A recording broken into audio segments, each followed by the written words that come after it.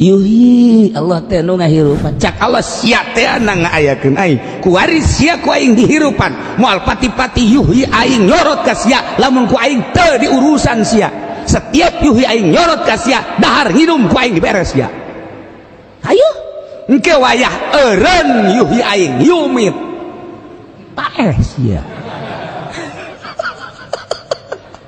dibaca kurang tapi kurang yakin tetap baik dibaca kurang lantaran urang ieu tauhid sifat doang makanya syariat tetap baik balik deui tubagang wadah oh hes neuk mindahkeun keyakinan eta mantep kitab ieu mah lain ajieun bangsa tukang karung lain ieu mah neuk mindahkeun keyakinan perasaan urang nuta tadina rasa urang mun teu dagang mah deuh moal boga duit mun teu tani mah deuh moal boga duit mun teu gawe mah deuh moal boga duit deuk micen eta deuk dikaallahkeun doang waduh atuh kos kitu mah cenah itu kumaha mantak hese ge jadi wali lain zikir lah zikir mah babari illallah dinusugi mah komo panjang ngariung dinusugi angel kiai tolol tak kiai la ilaha illallah la ilaha illallah la ilaha 100 naik deh illallah la ilaha illallah la ilaha illallah la 200 illallah la ilaha illallah la ilaha 300 la ilaha tiba-tiba ieu panjang amat abe gede dinu susah la ilaha illallah la ilaha illallah la ilaha illallah Muhammadur Rasulullah kiai sagedeung amat nah panjang-panjang ge jamal gede eta tauhid sifat kos itu arahanana mangpaatna jang jisim sakumaha tadi tah takunu hadzal jismi fid darain ibadahna lumpat ka jisim sagalana lumpat ka jisim putar aturna wudu kumaha ngababagus jisim salat ngababagus jisim jang awak bae roh kolbu teu pernah dibeberes eta tauhid sifat kos kitu mun ditanya ku urang Allah oh aya anu ngahirupan sia Allah anu nyugikeun sia Allah anu ngamuriangkeun sia Allah menyehatkeun Allah pinter wabeh je pinter jasa malah make dalil lagi geus teu kudu henteu cukup make nas make mantek segala rupa martil lagi bual deh atuh hebat jasa kiai emang teu hebat kitu lamun ngaji tauhid hebat jasa lamun geus ngabahas tauhid make alatna yakni makulat beuh pohara jasa innal makulati ladaihim tusaru bil asyi wa hiya jauharun wa hiya aradun wa jauharun dulur sing hade bahwa aya johar aya arad johar anu kitu maqama binafsi ari arad anu kitu maqama bigairi johar maqama binafsi arad maqama bigairi arad engke bakal kabagi ayat 9 ieu kabeh maujudat mumkinat johar arad eta kabeh adalah nu mungkin Allah lain johar lain arad wow jago jasa mulai kuari di dalilan nu maqama binafsi nu maqama bigari hendak nyaritakeun ngamurnikeun Allah melalui dalil hebat jasa hebat lain lalagaan make alatna segala rupa geus nas Al-Qur'an geus hadis geus mantek geus make makulat hebat jasa dibere teu boga duit aing atuh tulungan Gus ya emang kuna gitu aing teu boga duit jasa ieu mana pamajikan ada muriang anak deh aduh di rumah sakit eta ngaranna tauhid mengpeleh di makulatan tinggal di makulatan tauhid anu hebat awak aing sehat nang Allah gering nang Allah sodor aing minta tulung ka sia ndek ka Allah bae aing mah hirup nang Allah paeh ge menang Allah bas kumaha Allah bae keur ngaji mung mantep giliran bae keluar ngaji boro-boro gering teu boga cai bage teu boga cai walah wah weuleuh tah dek jadi wali teh hese dek masrahkeun sadaya-daya ka Gusti Allah urang kuari kieu bae lah tauhid sifat bae datang ka dieu geus panjang tah dongengna kieu urang berang aktivitas terus maghrib urang carita ngaji datang ka Isya terus aya deui riungan tetangga kebenaran ngariung datang ke jam 12 balik ka imah dele jambu jam setengah hiji aduh besi kaberangan ya subuh ya hayang hudang ti peting ya hudang we jam setengah 4 jam 3 hayang we hudang bener dihudangkan gua jam 3 aduh isuk tunduh lah SD bae subuh bae subuh ge hampir jam setengah genep hampir jasa eta ngaranna tauhid sifat ai tauhid zat lain gitu urang aktivitas jam setengah hiji ya Allah ya Rabbi abdi diciptakeun ku Gusti Allah dibere kuat jeung teu kuat nang Gusti Allah kemudian abdi minta dibere sare Gusti kemudian abdi hayang hudang sekitar jam 2 atau jam 3 abdi teh kapan nang Gusti dititas tahajud teh ku Gusti atuh Gusti mah maha kawasa hudangkeun abdi sanajan sare setengah jam ulah dibere puyeng abdi ku Gusti haju abdi rek tahajud isukna ulah dibere tunduh ku Gusti ja Gusti mah maha kawasa abdi percaya ka maha kawasaan Gusti abdi nyerahkeun sadaya-daya abdi bate daya teu upaya di ayana ge lainang abdi gagah lainang abdi kuat lainang abdi ja jelema anu dahar bae teh dibere kuat teu bae abdi dek nyerahkeun sadaya-daya ka Gusti mangga nyagakeun sadaya-daya abdi nu Gusti abdi hayang hudang jam 3 hees jam setengah 2 set setengah jam dihudangkeun ku Gusti alhamdulillah teu puyeng terasa bareng jeung Allah langsung mandi langsung wudu salat sholli sunat tahajud Allahu akbar masyaallah tahajud teu salam-salam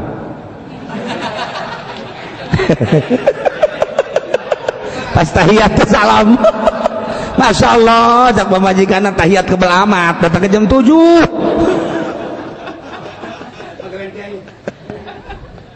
moal diserahkan ke Allah mah nah orang ngatakan lamun geus saes saha nu ngahudangkeun ai lain Allah mah bisa nang Allah ketika orang sare dihudangkeun ku Gusti Allah hudang sia hamba aing sia dipake kakasih ku aing sia teh kakasih aing hudang sok nah seakan-akan mandi wudu sok salat aing resep ngadenge pujian-pujian sia ngadenge kapasrahan sia ka aing sakumaha sia pasrah ka aing ku aing bakal diladenan sakumaha keyakinan sia ka aing ku aing bakal diladenan ku aing ana inda zonni abdi bi aing mah kumaha sangkaan sia boga sangka bahwa nu mere kuat aing mere ka sia boga sangka anu mere gagah teh aing mere sia boga sangka anu bakal mere bisa teh ibadah aing bakal diberes ya madak ulang urah boga rasa nang aing lamun urang boga rasa nang aing sakit tuh bakal diberes capek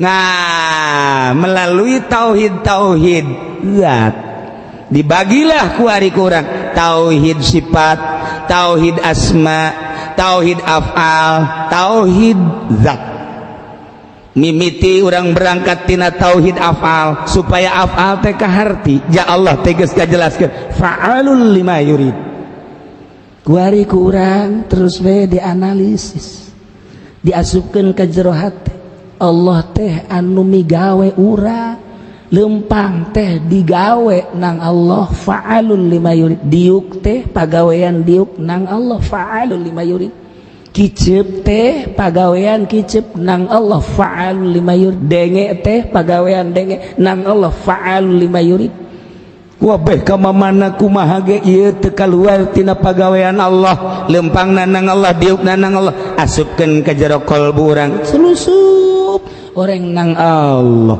terus sapoe dua poe tilu poe gege karasa ketika menang Allah Gusti teh daya teu upaya la haula wala quwata illa billahil aliyil azim horenganan henteu ngabalang hiji jelema kecuali malangkeun teh nang Allah henteu datang eta panah ka ditu kecuali nu ngadatangkeunana Allah henteu ragag eta barang bang di luhur kalapa kecuali ragagna menang Allah ragagna kahandap dikenakeun kana naon kecuali menang Allah eta teh anu asli atau anu tawalud kabeh ge menang Allah fa'alul lima yurid asupkeun ka jero hate mulai kabeh menang Allah asa aya Allah teh urang lengkah nang Allah urang kadi nang Allah urang kadi nang Allah asa babarengan bae kan jeung Allah teh mantap moal aya capek engke mah kadituna moal aya waktu mulai waktu teh kapan panon poe teh nu ngalumpangkeun Gusti Allah. Ketika urang geus deket jeung Gusti Allah, aing makhluk panon poe bisa nurut lantaran sama-sama makhluk. Sesama makhluk tidak boleh saling mendahului. Ji atuh kajian Nabi Yusa perang can anggeus kumaha gitu. Ya Allah ya Rabb, apan ieu teh perang dititah ku Gusti, sementara can anggeus ieu perang, ieu panon poe teh pan endek datang endek surup, lamun ieu panon poe disurupkeun moal beres ieu perang, abdi deuk ngadatangan malaikat tukang narik panon poe. Hei malaikat eureun heula sia, eureun heula ulah waka disurupkeun ieu. Emang enak can beres perang eureun, awas ya diancam ku sia, lamun terus bae diseret datang ka surup, awas ku sia. Oh tuh cerita bae kan ampura ditahan ku malaikat perang tetes beres setengah jam kemudian beres. Malaikat silakan bakar narik, malaikat bebeja ka Gusti tah sih bagawat teh mah. Tuh sama-sama makhluk je ahli hakikat bagus kos karari itu. Emang kumaha gitu kos gitu kesa kedeng deui di Kangjeng Nabi Musa, Kangjeng Nabi Harun maot engke bakal nu ngalanjutkeun Kangjeng Nabi Yusa nu ngora bakal nu kolot modal eta wallah. Ieu bari padzat eta mah pengenalan sifat. Terus we urang ngaji wujud dan tidak wujud ayana Allah wajib sebab aya dada melanana, di antara dada melanana adalah tai kotok. Geus ayana Allah didalilan ku ayana tai kotok beres geus. Eta tai kotok bisa jadi dalil. Tuh Allah aya naon dalilna, aya Haji Pendi dalil. Sanajan kos kitu ge dalil eta.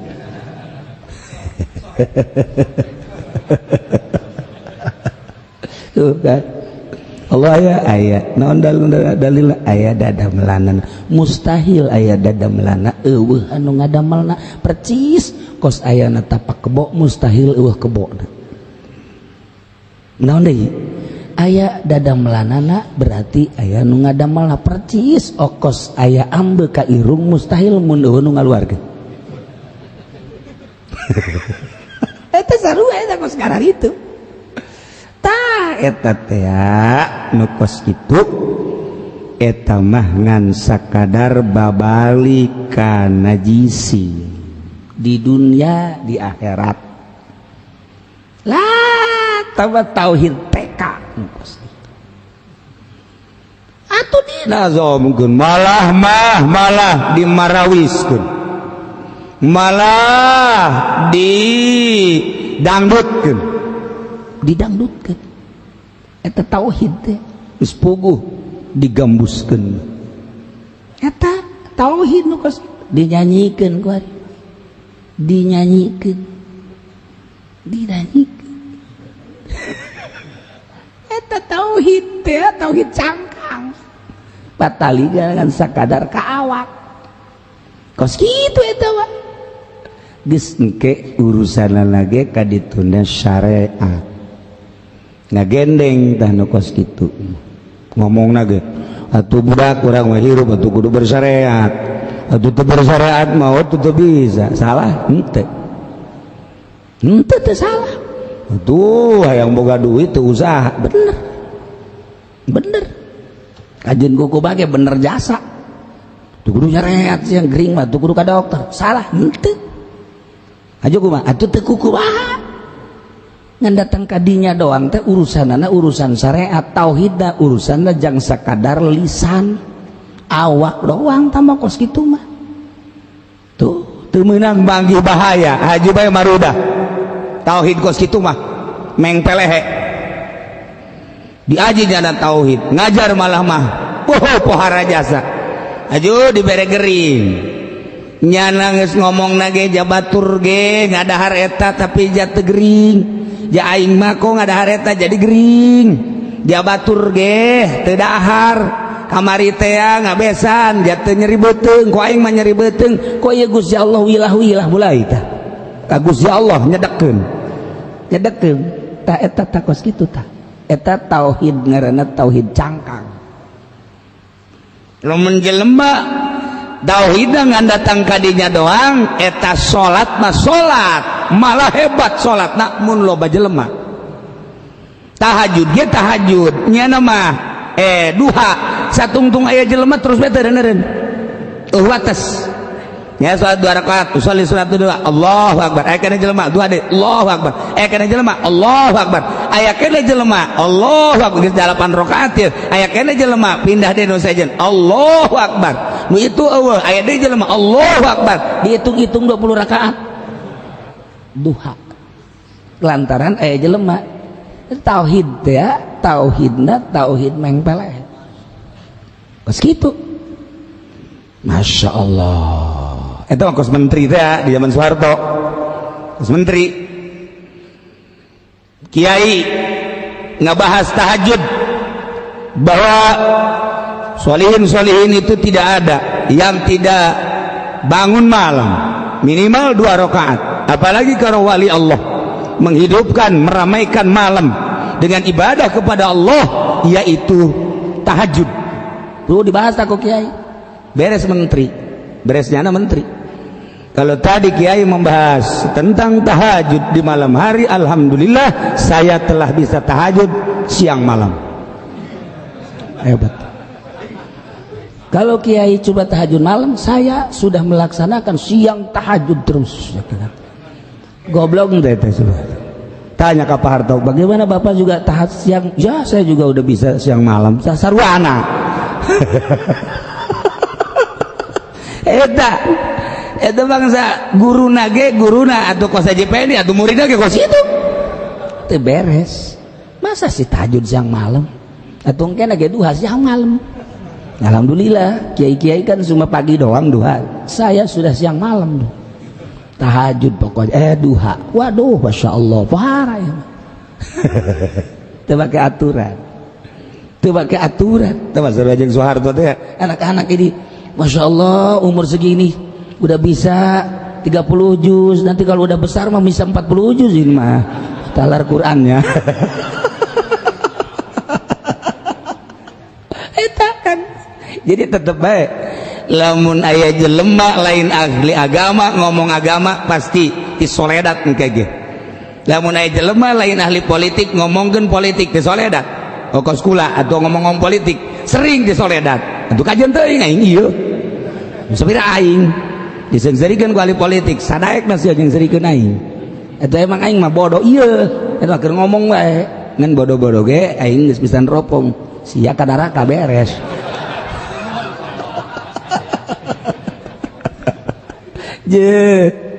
Tuh lain ahli ekonomi ngomongkan tentang perekonomian pasti meleset. Lain ahli alfiah kemudian nyana ngomong-ngomong tentang grammar, tentang pembacaan. Nyana lain ahli nahwu atuh kanyahoan bae. Nyana lain ahli bilagah ngomongkeun bilagah bakal disoledat. Nyana lain ahli thariqah ngomongkeun thariqah wajen kukumaha ge disoledat bae.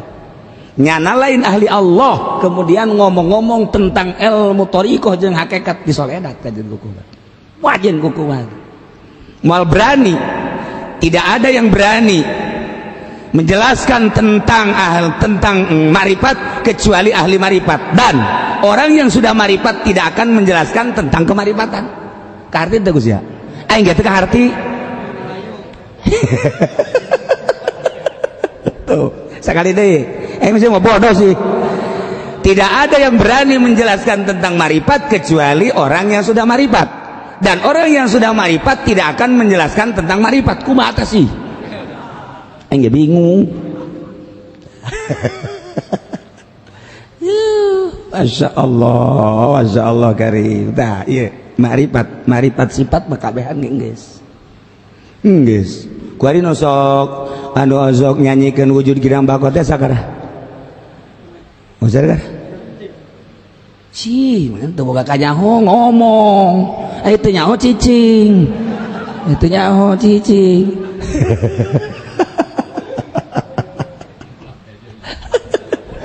nyanyahoanan ngaranna kan eta nu kitu nu ti heula maka dituna.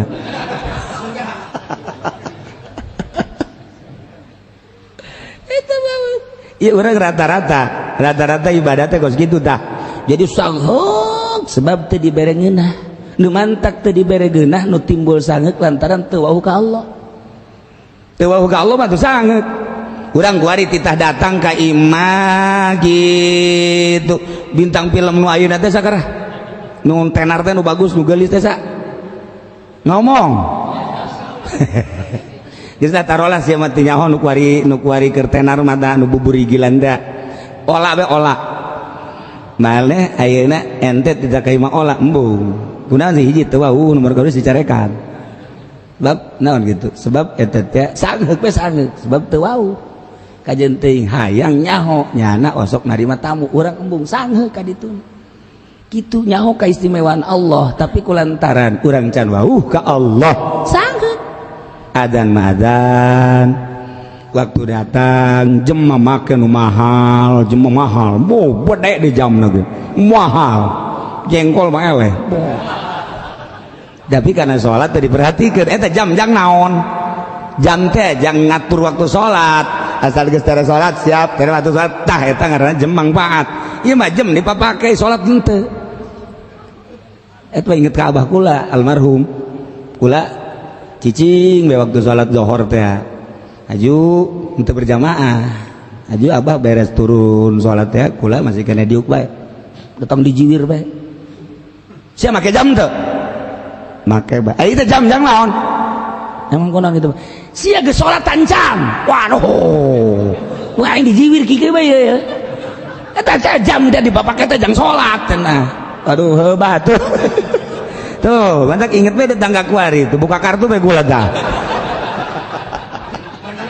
aduh anta kuari sok diomong-omong eta baheula bau panas dijiwir lantaran haji pendim nu ngajiwir atuh teu berjamaah tetangga kuari jadi ieu teh balas dijiwir begalak abah mah baheula galak jadi ka jam-jam dibabawa ku jana sia dipamulikeun jam ku aing cek cenah teh jang atur salat dipake bae salat henteu tadi eta jam dibantikeun ku aing ye ulah tuh bah galak apa wasit kuarina nu mentek kula sok ngomong gitu jam dipake berjamaah ti lo deres masih salat kene mah ieu teu berarti salat aja eta jam jang naon teh jang naon ayo tuh yang keren cek cenah emangnya nama ti heula ka ditu meureun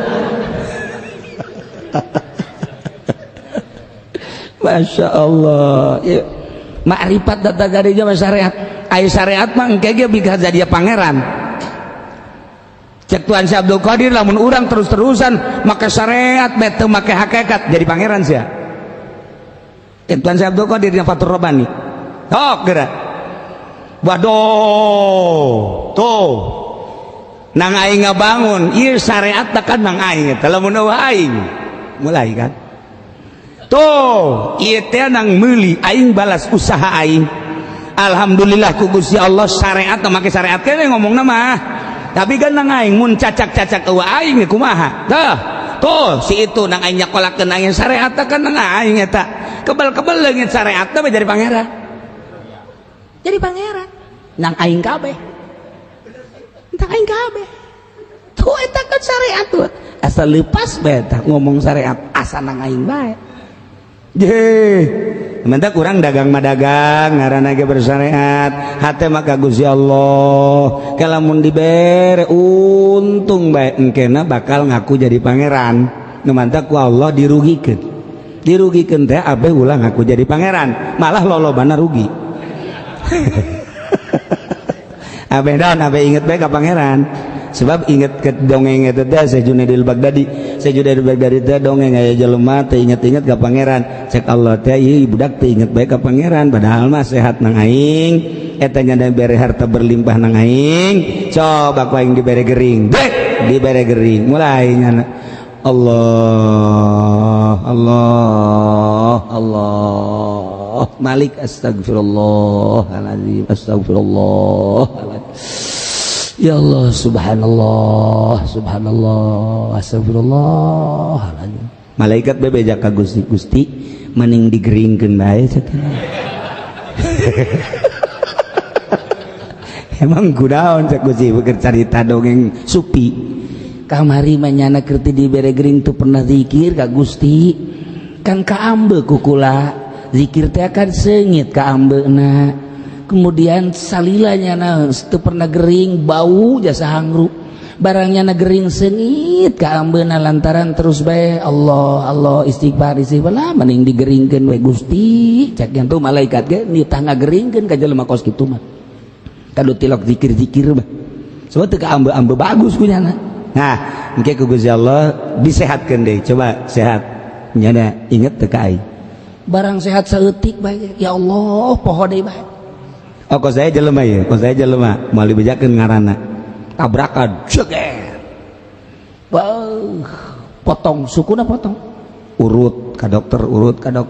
Alhamdulillah make tongkat bisa ke masjid. Jum'ahna nu tilok jubah tatayina jam 10 geus datang ka masjid. Nyana neangan tihang kieu we ditihang. Sasalaman. Oh iya tihalamat bisi tigaleun ieu kula mah geus naon garang-garangna hayang ditihang bae cekeuna sebab ieu suku itu datang ka rada cager masih kene tah make tongkat barang teu make tongkat boro-boro ditihang teu Jumat eta teh jelema teh berarti bagusan kene dibere tabrakan deui kabe Jumat deui tauhid sifat kos kitu bae teu meunang dibere gering aral teu meunang dibere rugi aral teu meunang dibere susah aral tauhidna tauhid sifat eta mah tauhid awam eta mah tauhidna tauhid lumrah TK kos kitu ambalaya eta mah tauhid kos kitu mah cek tuan seh eta mah kos kitu mah teu kadeuleu tauhidna oh sapira eta mah hazal jismi fid darain wa marifatu zat takulu hazar ruhil kursi fil akhirat. Marifat zat ialah bagian ruhil kursi, ruh anu bersih jaga di akhirat murni ngagenclang lewat tinu tadi melalui pembersihan batin nyana nyekalakeun awak aya lelembutan di jero lelembutan teh aya panyakit aya laum aya hawa aya makruh aya ujub aya gibah aya riya picen aya kitu jahlu aya bodoh aya hubul jahumul mal hubur dunia hubur riasa picen kabeh dibersihan sedemikian rupa kunyana diupayakeun datang ka leuleungan ninggalkeun heula masyarakat ninggalkeun heula anak pamajikan ninggalkeun heula dunia tinggalkeun sanajan nyana aya di imah diusahakeun hate teh ulah resep kana dunia ditapakuran gunyana awak kunaon sia resep bae dunia ja dunia mahina cek Gusti Allah lauzina lamun ditimbang aya mangpaatna ulah loba ieu dunia andai kata aya manfaat jeung aya mulia aya bagus ulah gede saukuran jangjang rambetuk bae niscaya moal dibikeun ka kafir ta dunia moal dibikeun ka kafir ku ayana hina dunia dibikeun ka kafir hina entek dibikeun ka nu hina deui kulantaran mukmin mah mulia teu dibere dunia sebab kotor masa sih kudu dibawa kuno mulia tuh kan keur ngaji mah bener oge ya jadi lamun aya jelema hudang neangan dunia datang ka peureum dunia keneh bae eta teh hook jasa urang mulia neangan nu hina bae datang ka gelut-gelut berebutkeun nu hina datang ka poho ka Gusti Allah lantaran ngupayakeun nu hina datang ke gelut nu hina datang ke orang poho ka Gusti Allah rugi engke di akhirat hina dunia eta di kitu-kitu bae ka Gusti ka hate awak sia teh ieu masyaallah kunaon budak-budak nu hina bae Deres dagang mah deres ngudag-gudag nu hina ge emang parantina deres nyana bisnis ge ngudag-gudag nu hina ieu mah ceramah make ayat make hadis neangan nu hina goblok.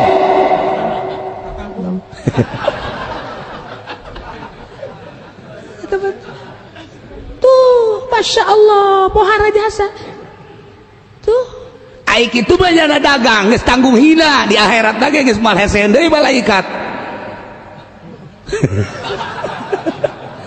Mal hesen datang di rantai bae eta mah. Cih, kumaha?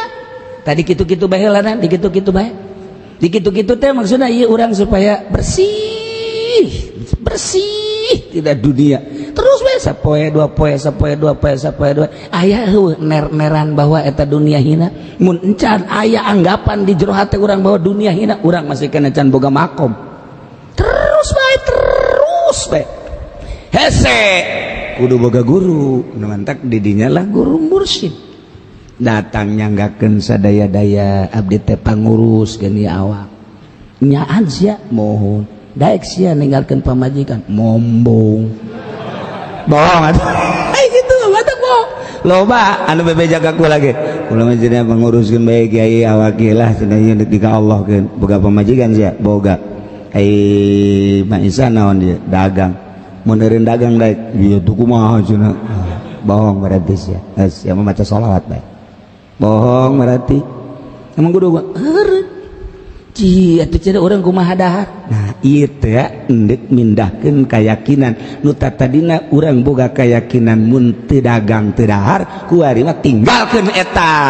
kuari ka Allah pan bisa kos kitu pan Allah teh yuhyi wa yumit Astaghfirullahaladzim alladzi la ilaha illa huwal hayyul qayyum wa atubu ilaihi hayyul qayyum La ilaha illallah wahdahu la syarika lah lahul mulku wa lahul hamdu yuhyi wa yumiit wa huwa ala kulli syai'in qadir dibaca unggal manteu salat kurang La ilaha illallah taya pangeran wajib disembah kecuali Allah wahdahu Allah teh hiji la syarika lahu anu ngabarengan wahdahu la syarika lahul mulku Allah teh anu jadi raja kerajaan aya di Gusti Allah milik Allah kerajaan atuh Allah baraja didaja masa urang karaja teu percaya walahul hamdu jeung Gusti Allah teh sadaya puji yuhi Allah teh nu ngahirupan cak Allah sia teh anu ngaayakeun aing kuari sia ku aing dihirupan moal pati-pati yuhi aing nyorot ka sia lamun ku aing teu diurusan sia setiap yuhi aing nyorot ka sia dahar nginum ku aing diberes sia hayu engke wayah eureun yuhi aing yumit paeh sia dibaca kurang tapi kurang yakin tetap baik dibaca kurang lantaran urang ieu tauhid sifat doang makanya syariat tetap baik balik deui teu dagang wadah oh hes endek mindahkeun keyakinan eta mantak kitab ieu mah lain ajieun bangsa tukang karung lain ieu mah endek mindahkeun keyakinan perasaan urang nu tadina rasa urang mun teu dagang mah deuh moal boga duit mun teu tani mah deuh moal boga duit mun teu gawe mah deuh moal boga duit deuk micen eta deuk dikaallahkeun doang waduh atuh kos kitu mah cenah eta kumaha mantak hese ge jadi wali lain zikir lah zikir mah babari illallah dinusugi makomu panjang ngariung dinusugi angel kiai tolol tak kiai la ilaha illallah la ilaha illallah la ilaha 100 naik deh illallah la ilaha illallah la ilaha illallah la 200 illallah la ilaha illallah la ilaha 300 la ilaha tiba-tiba ieu panjang amat abe gede dinu susah la ilaha illallah la ilaha illallah la ilaha illallah Muhammadur Rasulullah kiai sagedeung amat nah panjang-panjang ge jamal gede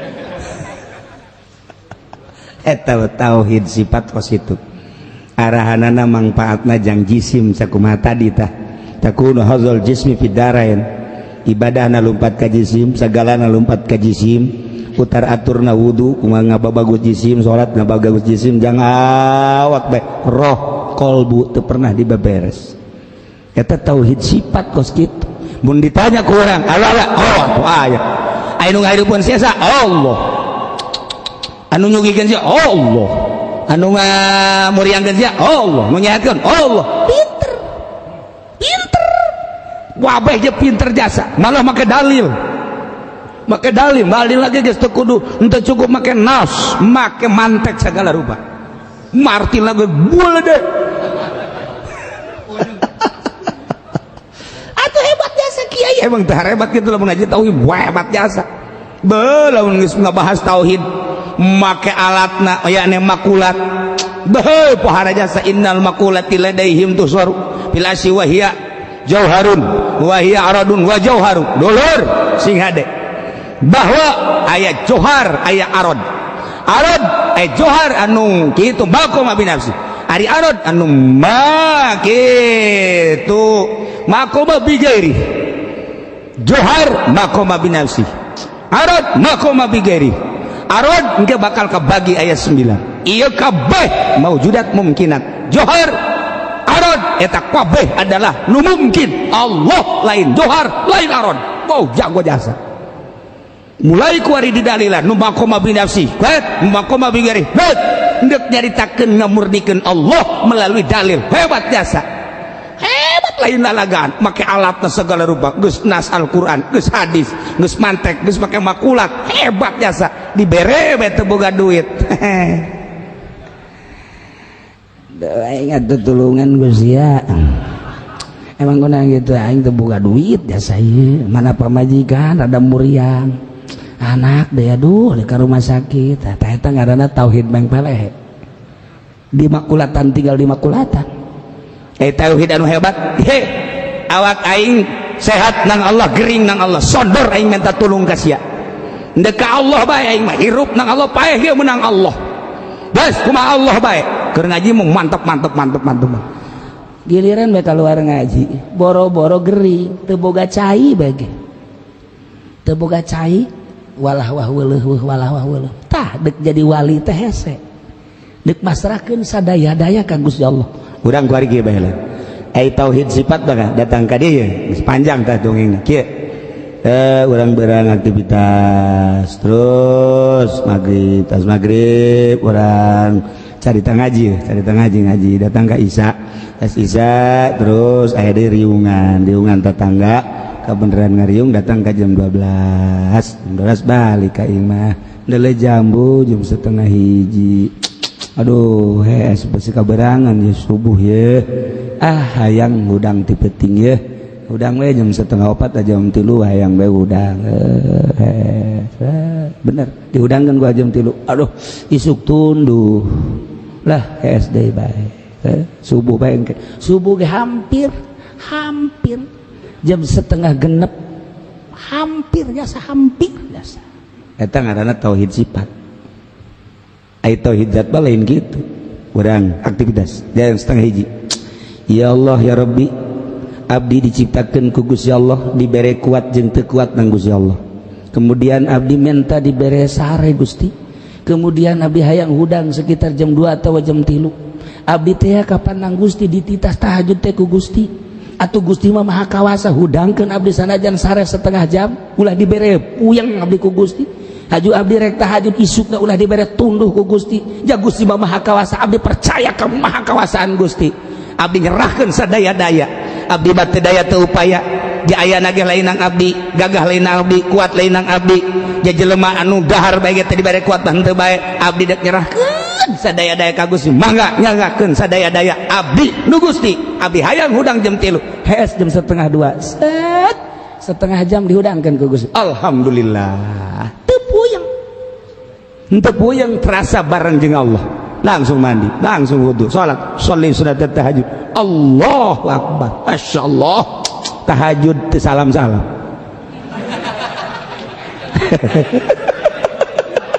pas tahiyat teu salam Masya Allah cak pemajikan tahiyat kebal amat datang ke jam 7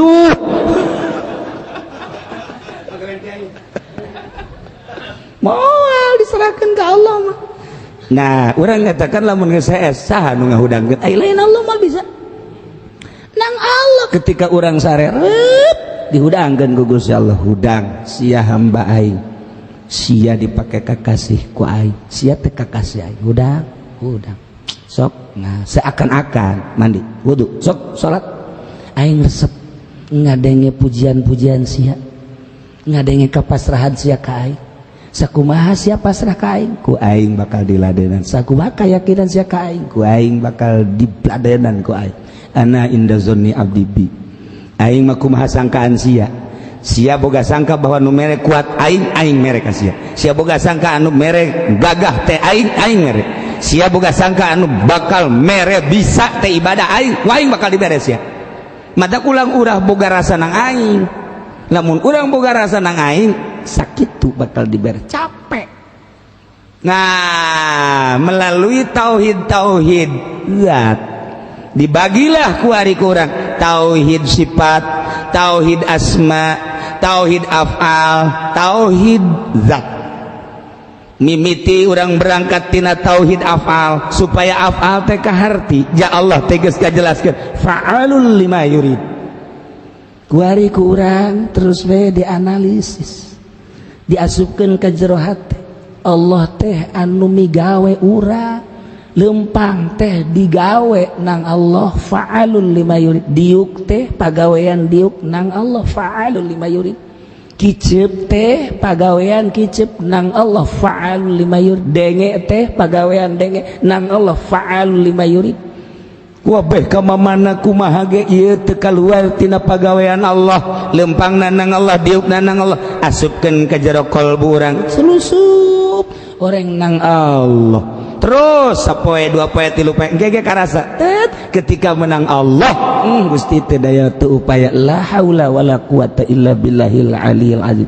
Horenganan henteu ngabalang hiji jelema kecuali malangkeun teh nang Allah. Henteu datang eta panah ka ditu kecuali nu ngadatangkeunana Allah. Henteu ragag eta barang bang di luhur kalapa kecuali ragagna menang Allah. Ragagna kahandap dikenakeun kana naon kecuali menang Allah. Eta teh anu asli atau anu tawalud kabeh ge menang Allah. Fa'alul lima yurid. Asupkeun ka jero hate mulai kabeh menang Allah. Asa aya Allah teh urang lengkah nang Allah, urang kadi nang Allah, urang kadi nang Allah. Asa babarengan bae kanjing Allah teh mantap. Moal aya capek engke mah kadituna moal aya waktu. Moal aya waktu teh kapan panon poe teh nu ngaleumpangkeun Gusti Allah. Ketika urang geus deukeut jeung Gusti Allah, aing makhluk panon poe bisa nurut lantaran sama-sama makhluk. Sesama makhluk tidak boleh saling mendahului.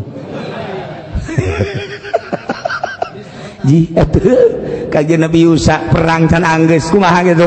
Ya Allah ya Rabb, apan ieu teh perang dititah ku Gusti sementara can anggeus ieu perang. Ieu panon poe teh pan endek datang endek surup. Lamun ieu panon poe disurupkeun moal beres ieu perang, abdi deuk kadatangan malaikat tukang narik panon poe. Hei malaikat eureun heula sia, eureun heula ulah waka disurupkeun ieu. Emang enak can beres perang eureun, awas ya diancam ku sia. Lamun terus bae diseret datang ka surup, awas ku sia. Oh tuh cerita bae kan ampura. Ditahan ku malaikat perang tetes beres setengah jam kemudian beres. Malaikat silakan bakarak narik malaikat bebeja ka Gusti tah bagawat teh lu mah. Tuh sama-sama makhluk je ahli hakikat bageus kos karari itu. Emang kumaha gitu kos kitu kesa kedeung deui di Kangjeng Nabi Musa, Kangjeng Nabi Harun maot engke bakal nu ngalanjutkeun Kangjeng Nabi Yusa nu ngora bakal nu kolot modal eta wallah. Ieu marifat zat. Nah kakarak awalan marifat sifat mah kos kitu mah tinggal urang jaritakeun marifat zat.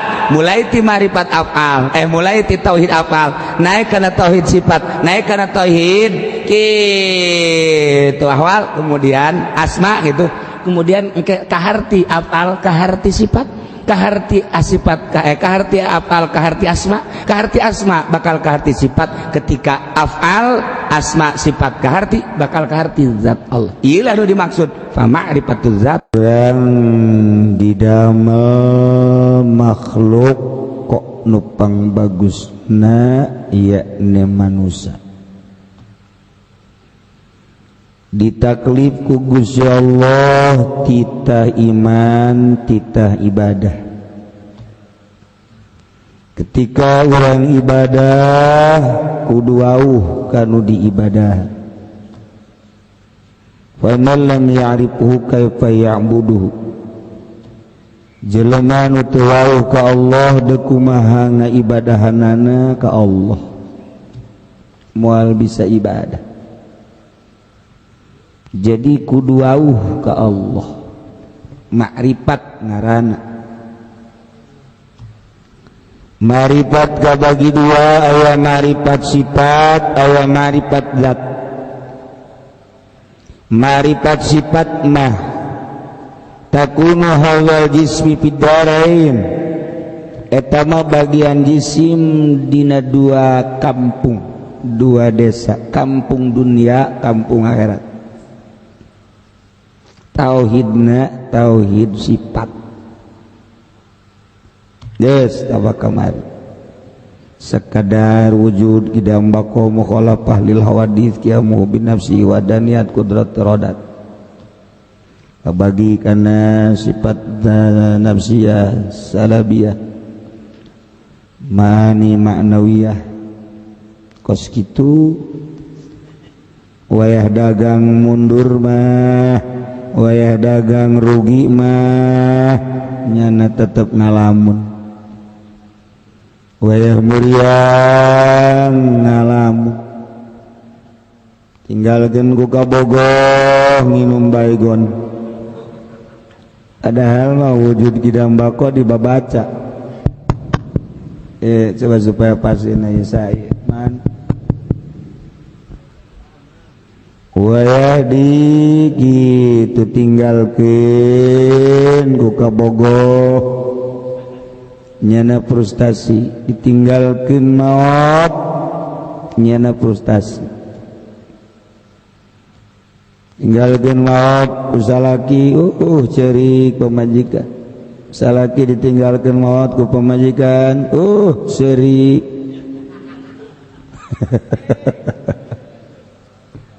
ya bener gitu kira-kira hati mana nutuk agak bener kira tepas ya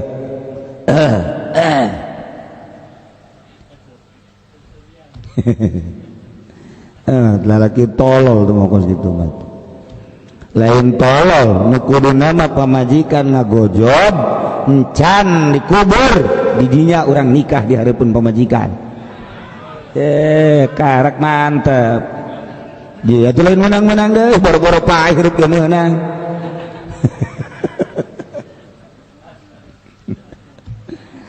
Udah aja deh ya mang, mantak kaju nikah kena kasaksian kajenteun geus jadi mayit.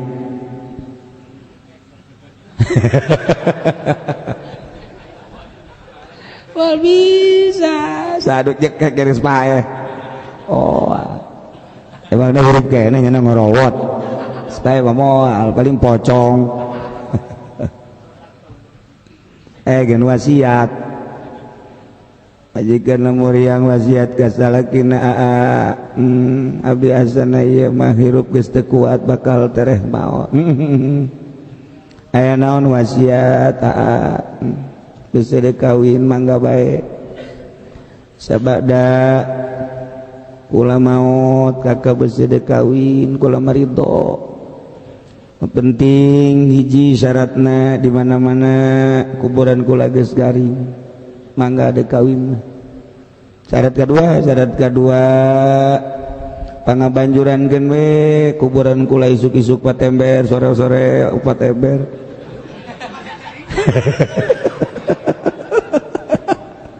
amun geus garing karak meunang kawin deui goblok meureun sih nya iraha garing tolol hebat tawasiat ma'rifat sifat tak itu bae sebab ngan sakadar cangkang ma'rifat cangkang kos kitu sakitu awewe haram di mana kadeuleuh mah dikiceupan bae eta ma'rifat garana ma'rifat cangkang aya nu SMS di SMS deui seurinya aing laku ieu padahal geus kolot aju ganjen jasa deui main foto-foto bae padahal geus wisan kajembut-jembut eta maripat sifat pakos kitu pinarakaeun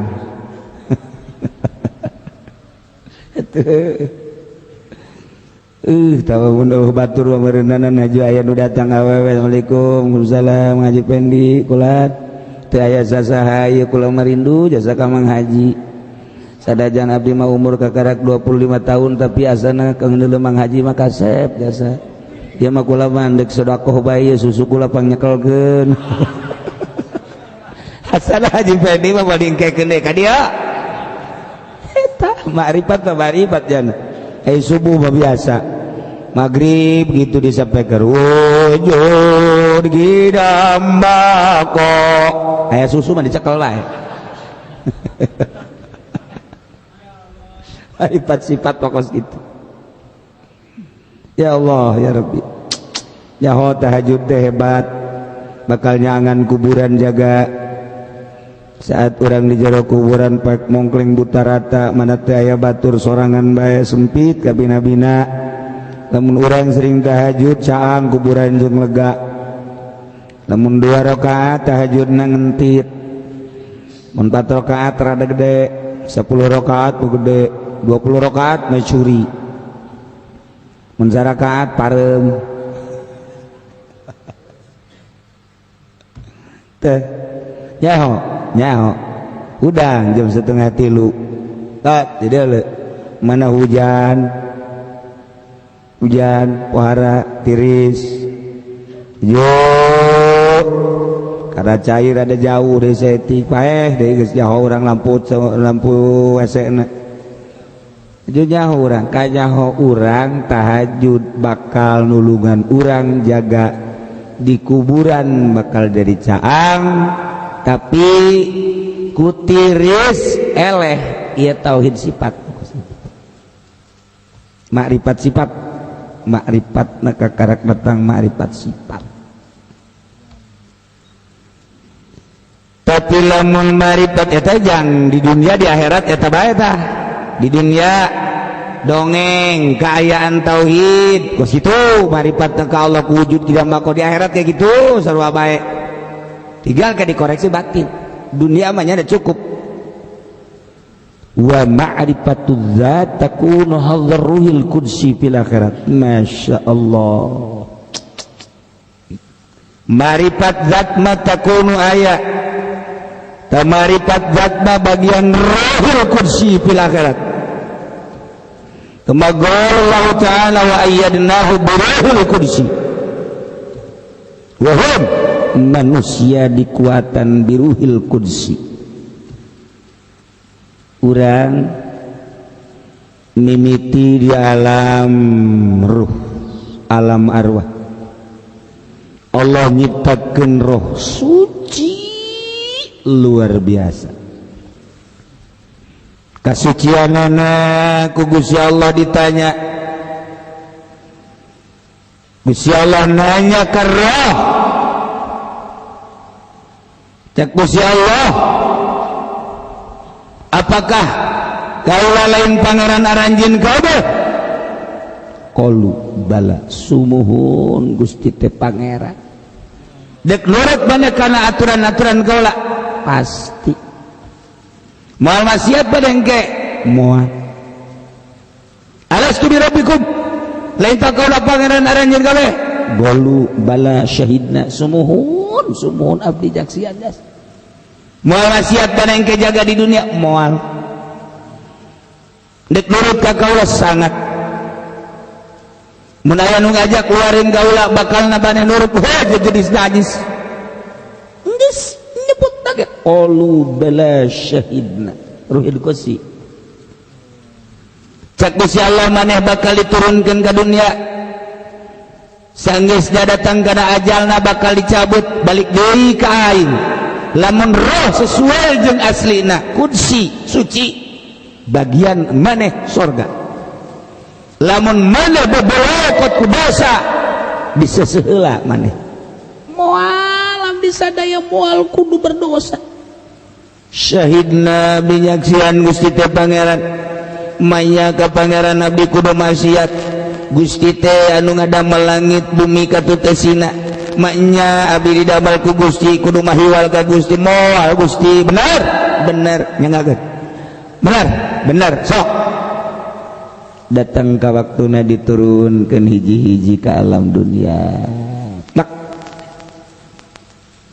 nu jadi Bill Clinton, anu jadi Obama, anu jadi George Bush, anu jadi Abdullah Raja Arab, anu jadi Idi Amin, anu jadi Muhammad Ali, anu jadi Mike Tyson, anu jadi Mario Kempes, anu jadi Maradona, anu jadi Bronson, anu jadi Cinglu, anu jadi Sosobur, anu jadi Ajat Sudrajat, anu jadi si Aswadi Idris, anu jadi Andi Lala, anu jadi Haji Pendi, Ibu Rozak, Ibu Doli, Haji Firdaus, ayat kabeh lah.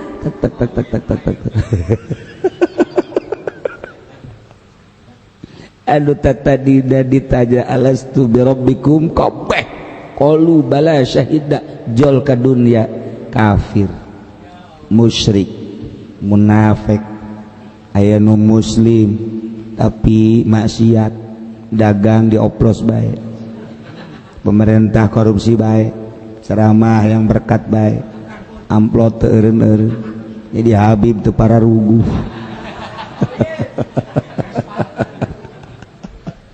aspal kudu 5 cm jadi 2 cm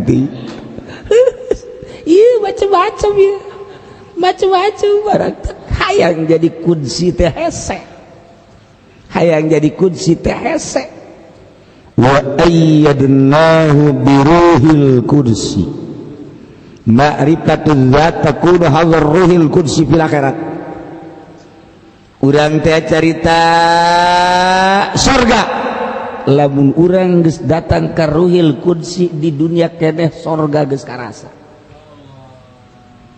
lamun Kangjeng Nabi Isra urang bakal bisa Isra sakumaha Kangjeng urang mun datang ka ruhil kursi Kangjeng Nabi Mi'raj minal Masjidil Aqsa ila Sidratil Muntaha lamun roh urang geus kursi sarua jeung Kangjeng Nabi bisa cih atuh naon bedana aja Kangjeng Nabi wa uswatun hasanah oh kipu doli ge para liman kana yarjullah cih eta ayat eta sabulan mulud digecek-gecek bae eta uswatun hasanah alhamdulillah hasilna kebeli Fortuner deres taba ieu nya hayang nya teu kabeuli rusak jasa sahabat taba tuh ieu tah supaya jadi ruhil qudsi deui kumaha ma'rifatul zat mimiti urang berguru heula waliyam mursyida wa tarasyansa idza tala'at tazawaru an kahfihim zatal yamin wa idza gharabat taqribuhum zatal shimal wa hum fi fajwatin minhu dzalika may yahdillahu kadituna wa may yudlil kadituna waliyam mursyida wa may yahdillahu fahuwal muhtadi kadituna waliyam mursyida wa may yahdillahu fahuwal muhtadi wa may yudlil falan tajidalahu waliyam mursyida siapa di babaca gitu talar heran aing mah aing onam tilok maca jih bagusan mana aing maca tapi teu talar tapi aing mah tilok maca tapi talar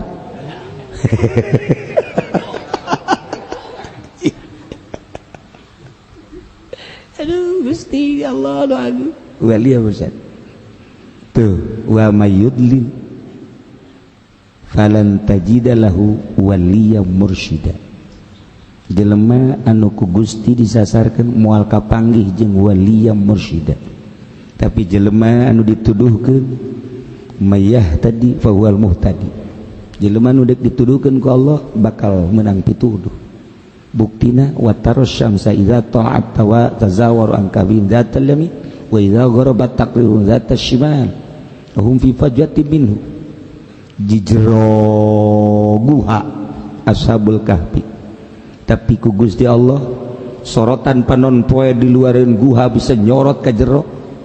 Ya Allah ya Rabb, bisa mali ka katuhu, bisa mali ka kenca. Padahal mah aya di jero guha aya rahasia naon sih? Aya nur ilahi di jero qalbu. Lamun urang geus boga nur ilahi, urang sare gundamna ge gundamna Allah Allah. Mun urang sering maca sholawat gundamna Allahumma sholli ala sayyidina Muhammad wa ala ali Muhammad Allahumma sholli ala sayyidina Muhammad wa ala ali. Gundamna teh naon nu kurang dibaca. Namun urang tilok maca sholawat, tilok zikir gundamna karunggoni platejo platu. Gundamna kos itu. Jitu kuah. Eta teh bayangan maot urang teh maot kan leng kos sare. Ka di leungit ke ku Gusti Allah rasa kabeh leungit. Kemudian urang dibere teh inget kajeun saha. Ika ditutup wari engke dibuka hijab nempo ka alam itu. Iyalah roh urang teh bakal babacaan sakumahan dibaca ku wari. Nu tadina Allah-Allahan Allah. Anu tadina urang sering maca sholawat didukung ke ngadukung kana Allah. Tapi lamun jelema tilok pikiran kabelah dituna karung ayam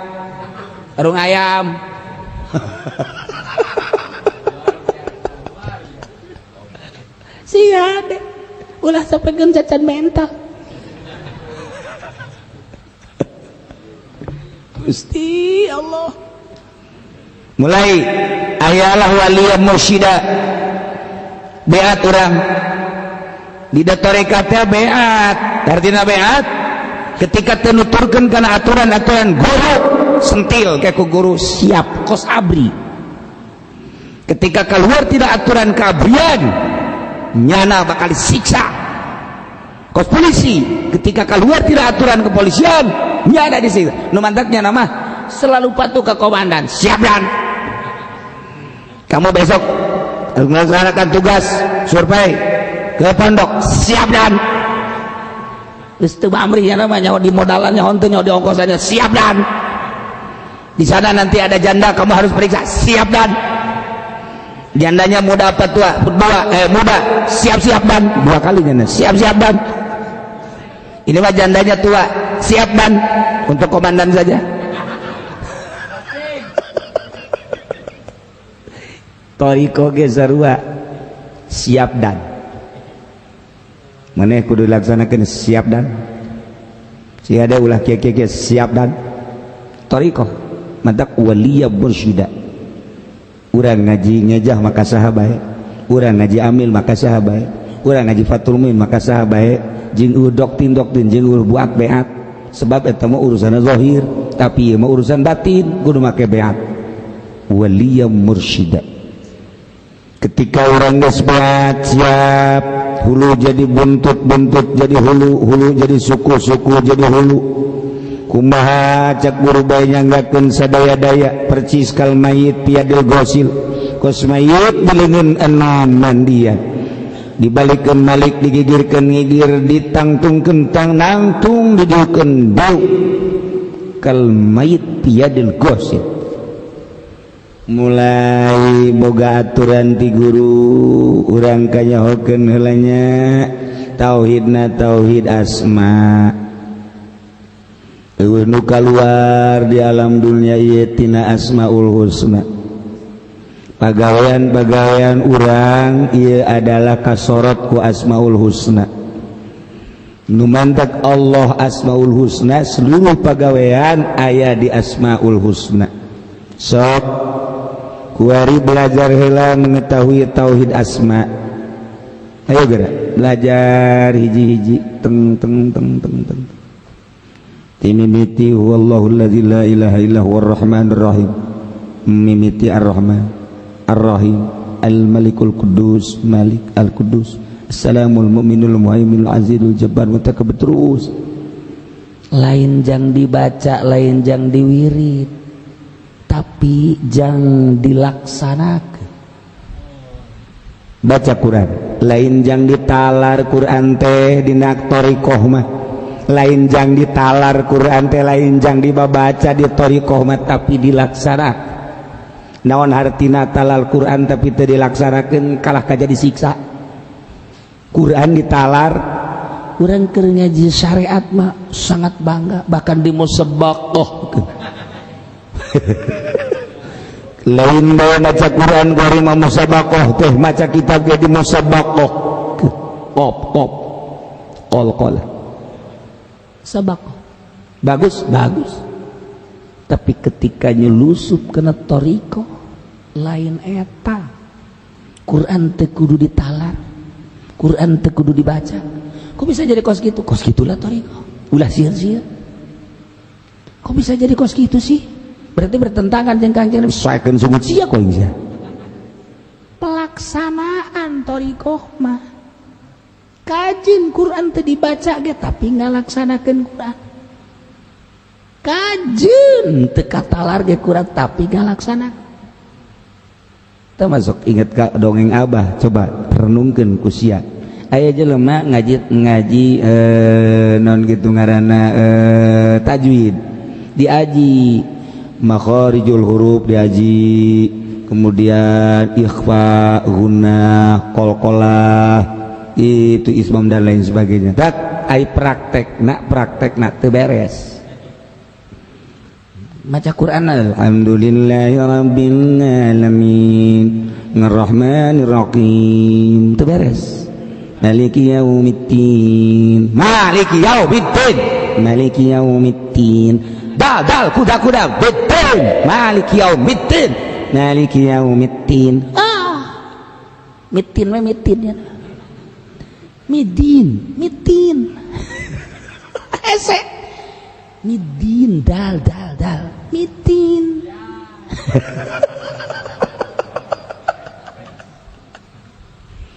iyyaka na'budu wa iyyaka nasta'in tok iyyaka na'budu wa iyyaka nasta'in tangin c iyyaka na'budu wa iyyaka nasta'in saya juga udah ngaji tajwid segiana ya praktekin iyyaka na'budu wa iyyaka nasta'in ya tangin usah tangin meureun ieu mah kos aya jelema anu eta teh gagah jasa jelema masyaallah pohara jasa macul kuat teu make kaos kahujanan kaanginan pohara jasa ditanyakan ku jelema isi rahasia dan naon ieu boga wiridan naon mun barang dahar naon ku gagah amat kahujanan kaanginan teu make baju teu make kaos kok kuat amat ieu teh berkat antangin alhamdulillah tak kudu kipodoli teh ngomongna lumayan sakitu ge 3 juta tuh nah iya asma Allah lain diwirid cok wirid diwirid benang gajaran cek syariat tapi ketika nyulusup ka thariqah lain diwirid teu kudu talar asma Allah cek syariat talar ya Kangjeng Nabi ge dita syariat ketika asup nyulusup ka thariqah lah dek talar dek henteu maksudna teu perlu Quran dek talar teu perlu pan kos kitu amat pelaksanaan DPR lain lalagaan loba nu talar Quran Bupati Rahmat Yasin Bogor santri meles-meles Yasin talar tabarok talar waqiah talar surat kahfi talar nyana kuari masa antren di mana masa antren di Bandung di mana karah tuh dasar siapa nyaho bae emang jeung sia meureun dasar gua anak suka miskin tuh Bupati baru gubernur loba nu talar Quran di MPR tapi teu ngalaksanakeun endahan jadi mangsa KPK maningan teu talar tapi bener aya nya teu talar nya teu bener Haji Pendi eta mah atung geus ka alar henteu maca tilok teu bener teu majeuna parantina. Nah ieu urang kajahokeun heula Ar-Rahman. Rahman teh hartina ulas Allah, rahmat Allah teh ieu adalah nyulusup ka manusia, ka hewan, ka bumi, ka langit, kabeh kena rahmat Allah. Di langit salangit malaikat kasorot ku rahmat Allah, di bumi sabumi kasorot ku rahmat Allah, di laut salaut kasorot ku rahmat Allah, di leuweung saleuweung kasorot ku rahmat Allah, kayu batu kabeh kasorot ku rahmat Allah, ieu bumi kabeh ge kasorot ku rahmat Allah, sehingga rahmat Allah teh bisa nyieun neraka jeung sorga. Hasilna kasimpulanna bumi langit dunia akhirat kabeh ge ieu teh dadamelan rahmat Allah. Atuh termasuk maneh ge kasorot ku rahmat Allah. Sumuhun sok atuh bersyukur ka Gusti Allah. Mulai ketika orang ningali keindahan alam dunia dina taregoh, berarti kan orang guru tafakur ku urang kuari kadeuleu keindahan alam dunia. Neuleuh langit indah amat eta langit numpoe beuh masyaallah, mun beurang aya panon-poeannya angan jagat, mun peuting aya bulannya angan jagat. Sok tapakuran nang saha eta langit sakitu indahna aya panon-poean aya bulanna? Nang Allah. Sing bener atuh maneh ka Allah. Mangga ketika orang ningali kana keindahan bumi mending ngampar ieu bumi, ningali keindahan aya gunungan gunung teh indah amat, ningali laut mani indah pohara, ningali tangkal kayu mani indah. Sok eta teh keindahan alam teh nang sa? Nang Gusti, tidak rahmat Allah. Sujud atuh sujud. Begitu ka laut, ningali lauk-lauk timimiti lauk julung-julung, lauk parai gede setik endet, gede setik gabus, gede setik kabelah cumi teh hurang teh. Kemudian aya lauk kakap, kemudian kabelah dituna aya lauk layung, kemudian kabelah dituna aya lauk budaya teh naon? Hiu. Lauk naon deui? Paus Paulus. Nang saha ngadamel? Nang Allah, ku rahmat Allah. Sumuhun sujud atuh sujud. Tafakuran sok.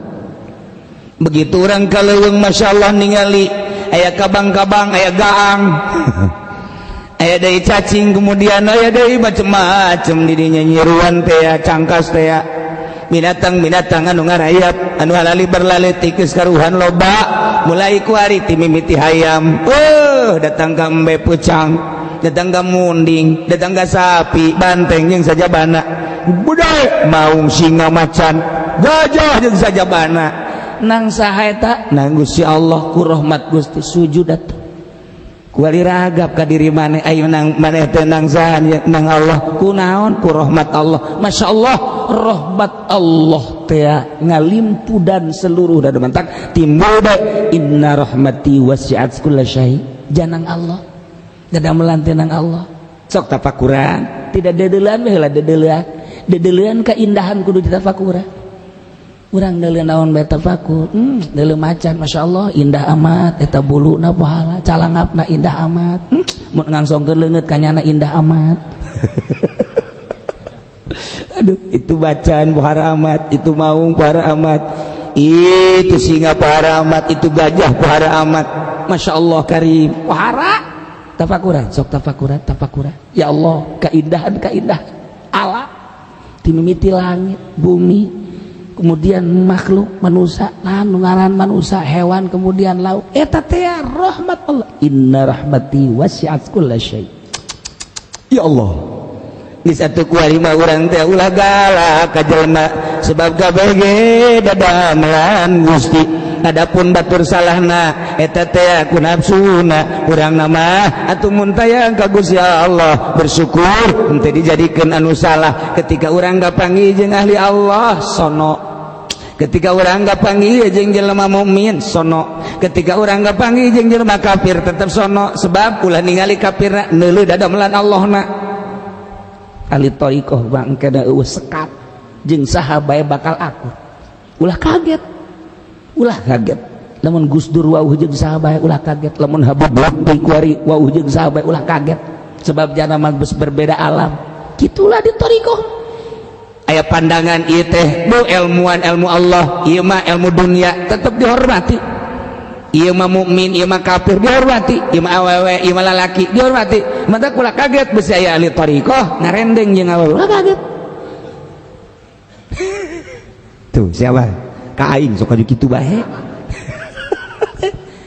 di deuleu teh tidak sudut rahmat Allah urang mah can datang ka dinya sebab aya sir urang mah can datang ka dinya sebab urang mah aya perbedaan diuk jeung aki-aki hapeut diuk jeung nini-nini hapeut teu hayang begitu diuk jeung janda ngora mantep komo jeung nu parawan mah beuh mantep jasa nu kos kitu mah pinarakaeun ulah ka diuk sembarangan ahli thariqah mah teu beda diuk jeung aki-aki sarua makhluk Allah ngan yana mah geus kolot bae lantaran hirupna leuwih ti heula tibatan urang batan kula ieu mah nini-nini meuh baheula mah jana ge ngora kuari bae disebut nini-nini tetep dihormati kebenaran janda atuh janda ge nang Allah jana ge teu hayangeun jadi rangda ieu parawan atuh ieu mah parawan mah meujana kecesan kan lain deui ngejepret emang karetan kabeh eta keur carita jeung makhluk kapanggih urang jeung pemerintah nu sok korupsi ulah di dalam korupsi dan di dalam makhluk Allah na ketika aya jelema mabok ulah di dalam mabok na dalam makhluk Allah na ketika jelema zina ulah di dalam zina na dalam makhluk Allah na jangan rek nyiksa teh lain urang Gusti Allah nu rek ngasorgakeun teh lain urang Gusti Allah wallahu alam urang ge kumaha meureun hukuman Allah ulah waka memponis batur jore lantaran diri urang ge can karawuhan engke di akhirat nu ngasupkeun ka surga jeung ka neraka lain urang lain bapak kolot urang lain tetangga urang lain kiai lain nabi Allah bageurat mulai tah pan poha rahmat bi mangkos kitu thariqah nah ketika aya jelema korupsi ulah di dalam korupsina tapi di dalam makhluk Allah ngan urang kudu bersyukur ka Gusti Allah alhamdulillah Gusti maling teh korupsi teh lain di diri abdi tapi di batur abdi mah dijaga ku Gusti alhamdulillah ketika aya jelema teu penting kerek bae urang mah tahajud ulah sombong tetapi orang bersyukur ka Gusti Allah Gusti alhamdulillah abdi mah ku Gusti didamel jadi manusia teh dibere hudang ku Gusti kemudian dibere daek salat ku Gusti lain abdi anu hudang teh lain abdi anu salat teh ieu teh Gusti Allah lamun ku Gusti Allah cara itu mah kerek bae abdi bisa rua tuh ulah ngahinakeun kana kerek bae ketika orang puasa ieu teh lain urang nu puasa teh Gusti Allah mere kuat ka urang jeung mere hayang ketika neuleuh jelema nu ngaroko bae urang ulah bendu pantogeun dahuluna